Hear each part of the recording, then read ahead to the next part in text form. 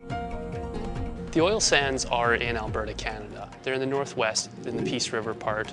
They're in the northeast, it's the big one, the Athabasca oil sands. And then just south of that, and around Bonnyville, is Cold Lake. In the oil sands, there's about 170 billion barrels of reserves. It's the second largest proven reserves in the world, next to Saudi Arabia.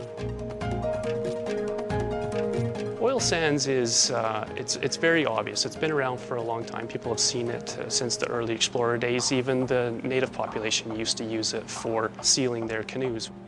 So if you float down the Athabasca River, you can see it coming out in a hot summer day. It's a combination mixture of sand, water, and bitumen, which is a very, very heavy oil, which requires further upgrading in order to make it into any kind of consumer products. The obvious one, of course, is the fuel that runs your car. Bubble gum, toothpaste, cosmetics. It all starts right here in the oil sands. In order to make the bitumen come out of the oil sands, you add some warm water to it, you shake it up, and you get separation. The economic engine that drives this province is energy. And with conventional oil and gas on the decline, oil sands is expected to fill in. The oil sands as a resource is fairly young, it's in its infancy.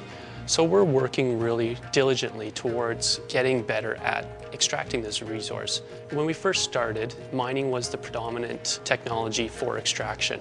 And with mining came the tailings ponds.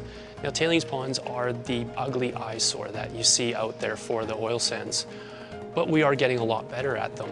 When we first started mining, the life cycle of a tailings pond was thought to be in the neighborhood of 40 years.